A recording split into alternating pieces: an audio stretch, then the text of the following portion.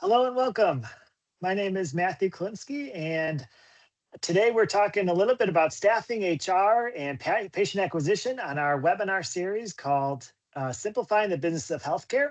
My name is Matt Klinsky. I'm a physician by training, and I'm looking forward to having this webinar series. Feel free to write any comments you have in the chat, and we'll be able to respond either during this webinar or afterwards.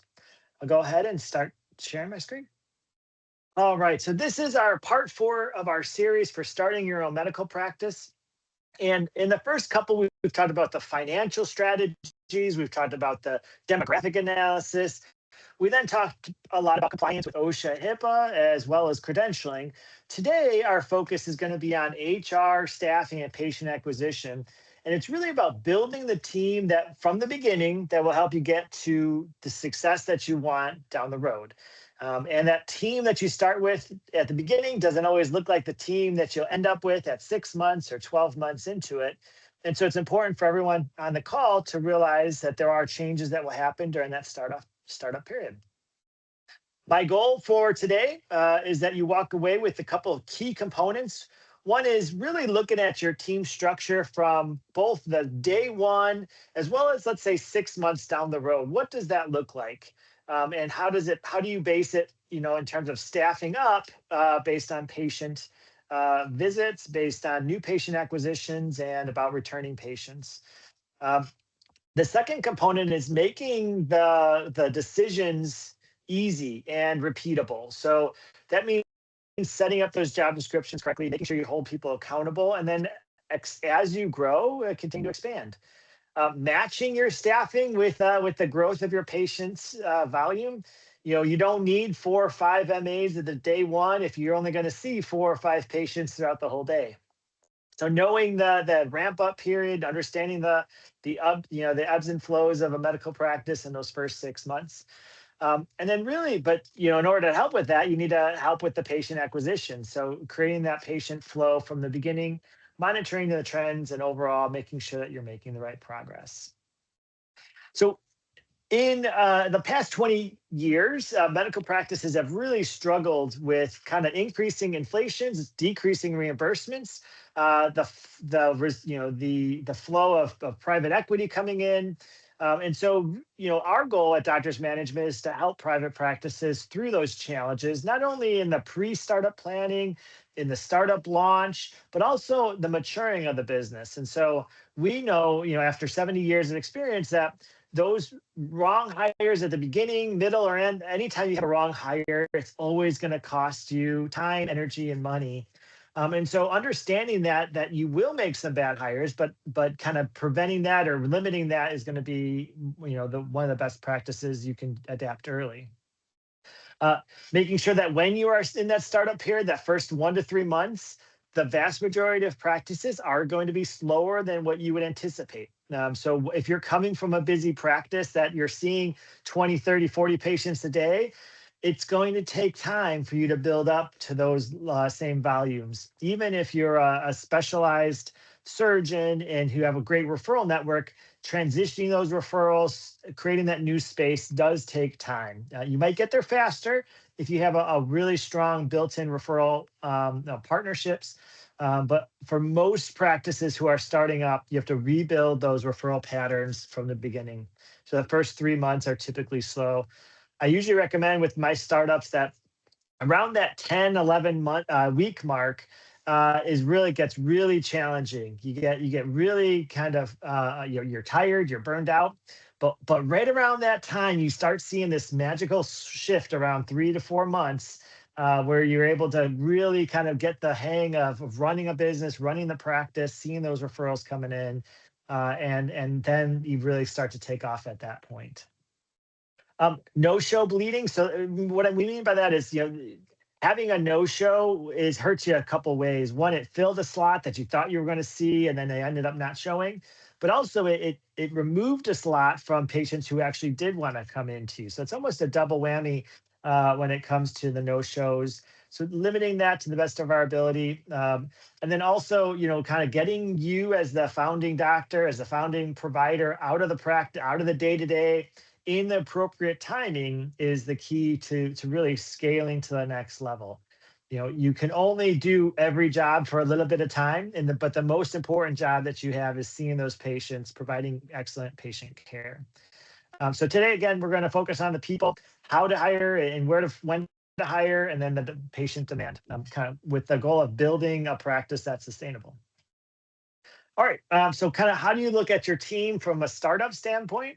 Well, everybody's different, and it really depends on your experience and where you've come from. But in general, we have some general guidelines that we try to stick by. And again, this is for the 90% of practices that are starting up as a private practice with a single owner, maybe two owners, but mostly single owners. Um, in those cases, if you have a very busy job and you don't have any time to really spend on starting the practice, you may need to hire a practice manager to help with the startup. But in some cases, or in probably about 50% of our cases, the physician is that initial manager. They're setting the tone, they're setting the pace for the practice, they're defining the roles. But you still need a medical assistant to work in the back end, and then somebody in the front office to answer the phones. Sometimes a practice manager can be that first initial receptionist or front desk person and take on some additional responsibilities of helping you set up the practice. Um, but general 2 to 3 people. And then when it comes to that billing and RCM cycle, the revenue cycle management, you can use a billing company. You could also, some of these EMRs, you can have the practice manager do it. So it depends on your approach. If you're going to outsource billing, and you can, start it with a lean 1 MA, 1 front desk. That would be ideal, and build into and staff up according to your patient volume. If you do feel like you need to bring in that practice manager to help set up the practice because you don't have much downtime in between jobs, that practice manager could potentially, help with the front desk and potentially help with the billing. So kind of having that one person do multiple jobs. But by month 6, now you're in that point where you're past that 90-day period. You're really starting to get some momentum on referrals. You're starting to And so the 6-month mark is going to be different, right? That might be what you're more used to, which is having maybe 2 people at the front desk or 1.5, and that other half part-time is helping you in the back end and as an MA, or helping with prior authorizations or referral management. This is typically where a practice manager's strengths start to bloom. So even if you hire the practice manager on day 1, there isn't a whole bunch of practice manager stuff to do. There's a lot of front desk, answering the phones, prior auth. But as the practice matures and grows, that allowing that person to either grow into that role, hiring from within, or looking for somebody with 3 to 5 years experience in that role to help kind of take your practice to the next level. And then again, you're constantly evaluating, do you want to keep billing in-house or outsource it? Maybe you start with outsourcing and then you bring it in-house. The most effective way is to manage your own billing and using the EMR support, using the systems we have in place to manage the AR internally. However, in that first couple of months, sometimes there's a lot of decisions to be made, and so practices do sometimes outsource their billing to help with cash flow management, as well as reducing their fixed overhead. There's 3 big components that we help decide on in terms of when to hire or who to hire or which position to hire next. And part of that is the scheduling to rooming transition. Do you have the timing on scheduling? Do you have enough slots open to get them in and roomed and for the provider to see? An MA who does 2 or 3 patients an hour should be able to do that. But if there's 6 or 8 patients an hour, depending on the structure of the practice, that might be a little bit harder for one MA to do. So you might want to focus on adding another MA in that case. If you're having a provider that's working if you are as a provider working very fast and there's a backup in the checkout or entering the orders or submitting referrals, maybe you need an extra person in the front desk to help with the check-in, check-out process. And then the third component is charge capture. Most of the time, we do recommend that our providers enter their own charges, especially within the EMR, setting up automations and reviewing, based on recommendations, making sure that those charges get to somebody who can drop the charges and actually start the process of getting paid. You don't want to do that on a weekly basis or every 2 week basis. You want to do it every day. As soon as the charges are entered, they should be reviewed and dropped through the EMR. And so who is doing that? Is it the provider? If the provider's getting busy and not able to do that every day, maybe that would be somebody that you would want to bring in. Again, it could be the practice manager, it could be the front desk person who has some billing responsibilities. But either way, we want to define these, because these three, where the handoff is, from the patient waiting room to the room, from the room to the exit, and then the billing, those three kind of are the main components of where we think, based on your workflow, where you should start adding people to the team. You don't want this to go broken too long. So if there's a long wait list in the reception because the MA is backed up, you're going to have patient dissatisfaction. If there's a long line at checkout, or if orders aren't getting entered correctly, you're going to have miscommunication on the patient side. And if charges are sitting there for a couple of days and they're not being dropped, and the process hasn't started, well, that's just time, longer before you get paid. And so we want to kind of optimize these three components. And we utilize our staff, we utilize best practices. We also listen to what the practice is doing, what the patients are demanding, the scheduling of the patients, the timing of the workflows. And that's the hardest part about starting a practice, is designing it and reacting to how the flow is happening. You can come in with your best practices, your best ideas, but in certain communities, nobody comes to an 8 o'clock appointment because they don't want to get out of bed. In some communities, there's a line to get in at 8 because they all have to get to work by 9. And so you just have to listen to the patient flow. You got to listen to your staff and understanding where those bottlenecks are. So add headcount based on bottlenecks, not based on set patterns. All right. When it comes to the actual HR components, you want to follow best practices with your state guidelines. So make sure that you're registered as an employer in your state. You have a OSHA, HIPAA compliance. You have the I-9 forms, all the payroll reports. Making sure that they're onboarded from an HR standpoint. You also want to make sure that they're onboarded from a clinical workflow standpoint. Do they know what they have to do? Do they know what they have to do to keep their job? What are they responsible for on a day-to-day? What are their hours? And providing that feedback in a regular standpoint. If you ask any of my clients, I highly recommend a 30, 60, 90-day onboarding review, really just to make sure that not only are you hiring the right person, but they understand their expectations to stay hired. The worst case you can have is an employee that doesn't understand what they need to do to stay employed. Once they start being unsure, like, does my boss or does my supervisor or does the owner, do they want me to do this or that? I'm not sure, and I can't talk with them. I don't know the feedback. I don't know if I'm doing a good job. Those are where they start switching jobs, even if they're doing a great job. Not providing the feedback is something that is an easy way to keep employee retained and to help them work on the weaknesses that they have.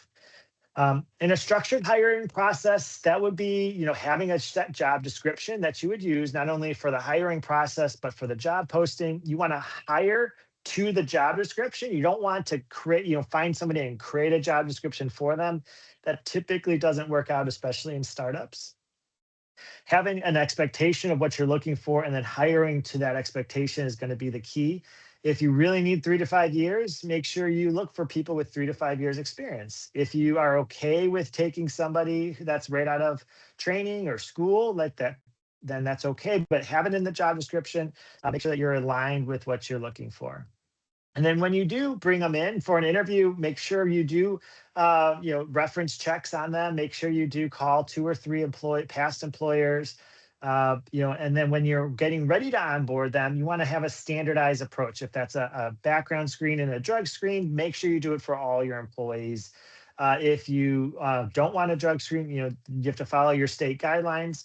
And then also, consult an HR professional just to make sure you're doing the right protocol. But whatever protocol you come up with, if it's a background and a drug screen, make sure you do it on all employees. When you start skipping or selectively doing that, that's where you could potentially get in some challenges. And then from a structured hiring standpoint, what is their orientation like? What are they expected to do in their first week or in their first 2 weeks? Are they expected to learn the EMR? Is there specific training that you want them to do? Those are the types of things where you can lose somebody on day 4, 5, and 6 of a hire, and you have to repeat the process. And that process might be another 2-week notice, or it might be another job posting. And so that just delays it by 3 to 4 weeks versus having a good structure. You have to complete these forms, you have to do this training in that first, 3 to 5 days of work. And then you'll shadow for X number of hours, and then you'll be independent, starting in the 7th day or 8th day. But having that structure in place and then tweaking it to make sure that you find and optimize it along the way is going to be good. And then last thing is, and this might sound simple, an easy win, but just if they say they're a nurse, just double check that they actually are a nurse. If they are front desk, make sure that, and they say they have 3 years of experience working a front desk. When you do that reference check, not if, but when you do that reference check, ask them what was their responsibilities. They might have been at a front desk, but they weren't actually answering the phones, or they might have had an MA degree, but they actually weren't rooming patients. They were they were mopping the floors. Yeah. And so you want to understand, like, what do they do when you call them, and what was that, what was their performance like to the best of your abilities. Additional components, making sure that they have their handbook signed, making sure you have a handbook, which is also another one. Any state specific requirements, making sure that you build that in. So tax forms, onboarding with the payroll company, and whatnot. All right, so you made those first couple of hires. How do you know when you need to expand? Well, we talked a little bit about that before. Those handoff periods between different patient interactions. And the way that you make that, is looking at making the decision to hire another MA, or another front desk, or another billing person, is to really understand the workflow, optimize it where you can, making sure that you're optimizing it using all the tools you're paying for. A lot of the EMRs now, they bundle in a bunch of services. You may not be using something that will make your team 10% more effective, or efficient, and that 10% means that you don't have to hire somebody. So understanding everything that you're paying for currently. But when it comes down to it, these EMRs are electronic medical records are very robust in terms of analytics now.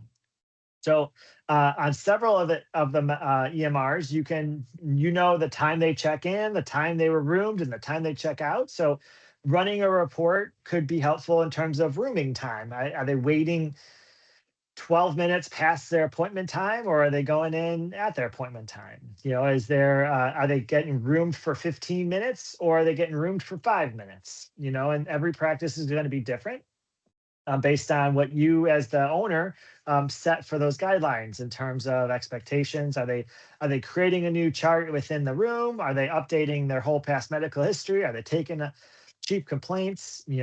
Everything that you expect from them. But understanding every practice is different, and understanding where your bottleneck is important. Are you a surgical specialty that has a lot of prior authorization work, or a lot of referral work? And if that's falling behind, well, okay, that's your bottleneck right now. You can't get a prior auth for a procedure, or infusions, or surgeries. Well, you might have a bottleneck there. And so maybe instead of having that front desk call all your prior auths, maybe you have to hire a second person to focus on prior auths while also helping with phones, helping with checkouts, doing some other components of the office. But you have to understand that if you don't measure it, if you don't look at it, you never know how backlogged you are regarding prior authorization work. Phones and triage. As AI is coming along, a lot of AI services for answering the phones have been booming, and the patients actually have been having good responses to it. So, if you don't have an AI phone to answer your phones, how many missed calls are you having per day? Are the patients on hold for a long time? Are they happy with the phone triage process? Do we have a lot of abandoned calls, right? And so if you have a bottleneck in answering the phones, you either have to bring on somebody more to answer, you have to use an AI service, or you have to make a decision to help with that process. Now, when you first start opening the practice, I don't think you should have a phone triage problem. Um, but you just want to pay attention, right? And you want to understand when that actually happens, that you're prepared for it. And then if you're someone who does a lot of procedures in the office, well, how many procedures can you do? Do you need additional medical assistance or procedures like PFTs? Do you need additional hands to help process those and get the room turned over? Or you have a good flow from a patient standpoint? So if you have a bottleneck where you can only do 4 procedures when you want to do 6, well, understanding that the bottleneck may be in the medical assistant turnover, the procedure time, maybe the medical assistant has other responsibilities. You want to make sure that you're optimizing for that as well. And then really it's going to be, what are some other metrics that I like to recommend? One of them is like the third next new patient a visit. So having new patient slots is most important when it comes to scheduling. We'll talk a little bit about that later. But, when you get to your third next new patient slot to be 3 weeks, 4 weeks out, be aware of that, because at some point patients are going to go somewhere else to get that new patient visit, and that might be at 4 weeks, it might be at 8 weeks, but somewhere you're going to have starting to have some drop off, and that could translate to a higher no show rate if you're not confirming those appointments. All right. So talking a little bit about patient acquisition, that leads us into this idea of, where are your patients coming from and why are they coming to you? If you're a primary care for specialty, you have to understand the differences. But ultimately, there's a hierarchy to return of investment, ROI, in terms of where you should spend your time. And referral relationships, those individual providers, nurse practitioners, doctors who are sending you patients, are going to be your highest return on investment. They're going to be the opportunity that you can maximize in terms of cost per new patient. It's going to allow your efforts to be focused on individuals. And gives you the opportunity to report back to them. Hey, thanks for sending me this patient. I wanted to let you know that I agree with this treatment, or put them on a new medication. Closing the loop is going to be key to getting more referrals. Now, if you don't do that at the beginning, you're probably not going to do it when you get busy. So building it into your schedule, making sure you have a good process to close the loop on those, and continuing to build that relationship with them, and don't stop at just 1 or 2. Constantly meet new people in your community. um, Payer directory accuracy, so this is part of your credentialing process. If you're not credentialed correctly with the right phone number, right address, it's really hard for people who have insurance to find you. They could still find you on other, web apps and Google and AI software platforms. But the easiest and most reliable is just make sure your information is accurate within all the payers that you're working with. That could be the easiest way to kind of get those patients, especially in insurance plans where they don't need a referral to come and see you. Online presence, patient acquisitions, they're going to Google you, they're going to search for you, they're going to look for your website, they're going to try to call you based on the phone number they find on their website. So making sure that your basic, business page, you have a website, and you have a website that can convert. So you have a place for them to call, a place for them to write a message to you, to ask for an appointment. They don't necessarily need to create a login right away until they're a patient, but having the ability for them to request an appointment or to schedule an appointment once they are an established patient with you, will really help with streamlining your patient acquisition. Depending on the specialty, you want to aim for 2 to 6 new patients per day. If you could do more, great. Some of the surgical subspecialties can see a lot of new patients and they don't have a lot of abundant of follow-ups. But a lot of primary care, for example, they aim for some steady new patients, but they also know that they're going to have a lot of follow-ups filling up as well. Community visibility is going to be the kind of the next rung on the ladder, which is getting out there, doing some free blood pressure checks, some community visits, getting involved with your children's schools, community churches, going, putting out that, buying that sign for the baseball park, for the Little League, especially if you're an orthopedic doctor. Really kind of understanding your community and where your patients are going to come from, so that you can be the top of mind when they need you. Um, and then really making sure that when you do get a referral, whether it's a personal referral from another provider, whether it's an online referral, whether it's through a program like ZocDoc, making sure that you understand, like, you got to call them, you got to call them and treat them, quickly. They're going to be looking for another provider. You want to schedule them. You want to make sure that they don't have any barriers to coming in and visiting for their patient visit. Making sure things like insurance, like you accept their insurance, so they don't get there and they don't actually have the insurance. You're not actually in their network. And then if it's 2 weeks out or a week out, making sure you get them into the process to remind them to show up. People are busy and people are forgetful. So reminding them to show up through the EMR or through a service associated with your EMR could help with text message reminders, making sure they can fill out paperwork ahead of time. So from a patient acquisition, it's got to be mindful from the very first time you interact with another provider, all the way to the time that they come in. All of that feedback provides a loop for future referrals moving forward. So when you get referrals, you want to make sure you understand where they're coming from and how they got to you. So, where they come from is going to be the top biggest thing. Like, were they referred by, did they find you on Google? Was it referred from Dr. Smith? Was it a ZocDoc patient?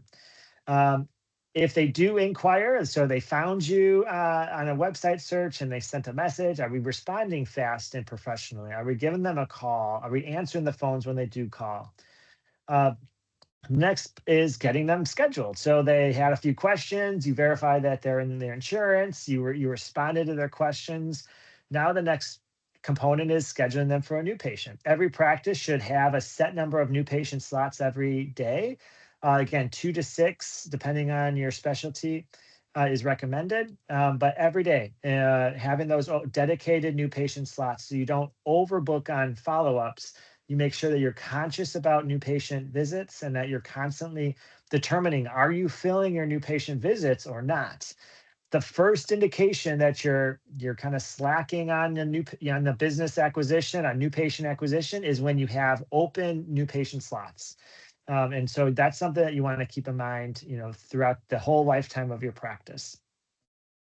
The next one is, okay, you got them scheduled. Did they arrive? Did they show up on time? Did they get confirmed? Did you remind them? Everything that you need to make sure that they do show up. They don't, cancel at the last minute, or same day cancellations, or they just don't show. You want to make sure you confirm that you verified. If they need a referral because they have an HMO, you're making sure that they have that, appropriate documentation from their insurance. And then the last part is, keeping them, right? Part of running a business is making sure you have returning customers. And so that might be, the next time they get injured, if you're an orthopedic doctor, or, but at the end of the day, are they going to come back to you? How often will they come back to you? Do you have a good setup in mind, in place to schedule their next appointment before they leave? Is there a process in place to call them, just to check on them, afterwards? And hey, they might know somebody that needs your services as well, so they might be the next source of your next new patient. But again, following a system in place is going to help you from a startup, or if you're starting a new location, you can do the same principles. It's all very similar. All right, last, we'll end with this, which is creating scorecards. Every business owner and every provider who owns a medical practice should have a system in place to measure the things that are important. We call this a scorecard. Most scorecards are made up of productivity-based reports: billings, patient volumes, payments coming in, contractual adjustments. But there's a lot of things that, especially from a startup, that you should be mindful of. And if it helps creating a scorecard to review on a monthly basis, we would definitely recommend it. We know that what you measure naturally gets improved, and what you ignore typically doesn't improve on its own. So first couple of components that you might want to consider putting on your monthly scorecard is the number of patient referral sources. where are your patients coming from, how many people referred you a patient during the month, and making sure that you're aware. So when you do see them out and about in the community, or if you see them or have opportunity to talk to them on the phone, thanking them for the referrals that they send. They might be coming from ZocDoc or Google or some other source, and you might want to, understand how much money you've put into that to make sure that that return on investment is good. If your return on investment is $40 per new patient and you're getting 10 new patients, understand that the $40 for the 10 new patients cost you $400. So if two or three of those didn't show up, that rate goes up. And so understanding the sources, making the appropriate adjustments to your strategy along the way. Fill rate is something that is underutilized in a lot of practices, which is really, you set out your own schedule. You want to see 10 patients a day, 4 days a week. That's 40 slots of patients. All right. How well did the practice do in filling those 40 slots? Let's make it 100 slots for the week just to make it easy. If you had patients scheduled for 100 slots and you had them all fill up, that would be 100% fill rate, meaning your scheduled utilization was 100%. You hit it on. If you had 5 no-shows or you had 5 empty slots, you'd be at a 95% utilization rate. The key is to be above 90% and to make your schedule, adapt your schedule to the volume that you need, so that if and when you hire your next provider, you have a good understanding of the utilization rate that you can expect from that provider. But it also makes sure that everybody is on point, that they're following up with the patients on new patients, that they're reminding them of their appointment, that they're, confirming their insurance. As the utilization rate drops, it's really hard to get up to a profitable practice. And so if you only have a 50% utilization rate, for an example, 50% of the time everybody's just twiddling their thumbs. And that's not the best use of the practice or of your time. A direct correlation is the no-show rate. So not only is the fill rate kind of a measure of a lot of different components, you might want to specifically identify the no-show rate, especially in that startup period. The average is about 5% or so, but with technology, that number is getting better and better. And so confirming, and if they can't confirm, then double booking some of those patients is an option.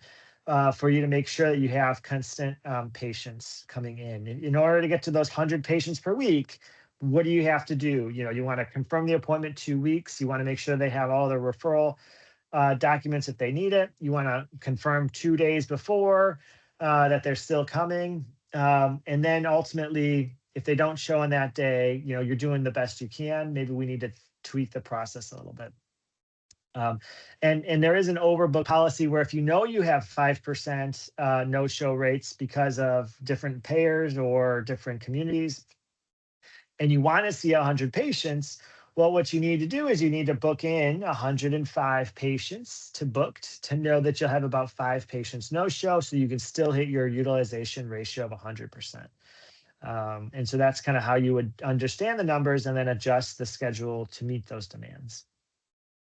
We touch base on productivity reports. Productivity reports are going to be the standard kind of encounters, billing, payments, contractual adjustments report. It should be done on a posting basis or transaction basis, so you understand, June 1st through June 30th, what was your productivity for the month, and that should tie to your QuickBooks in terms of payments coming in. Collections ties together with the productivity reports, but specifically you want to know what percentage of your collections are being collected over time.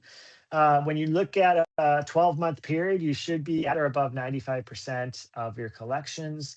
And that really takes into account the payments you received plus your contractual adjustments. So if you billed $100, you received $50 payment and you had a contractual adjustment of $50, that would be 100% of collections. You've placed everything where they need to be. And for those of you who don't know, a contractual adjustment is the agreed upon difference between the agreed upon rates you receive from your payers based on negotiated rates, and that difference between what you bill them. So you bill everybody the same rate, let's say $150. if some payers pay 75, some payers pay 100, you would do the contractual adjustments for the difference in that amount. So we can answer more of those questions down the road too. And the last thing, maybe if you're a startup and you have a lot of money invested in your website and your marketing tools, you might want to look at your online reviews. If you're in different Facebook groups or social media groups, making sure you have good feedback, addressing any concerns that are written about, and just responding in a timely manner, especially on those Google reviews. All right.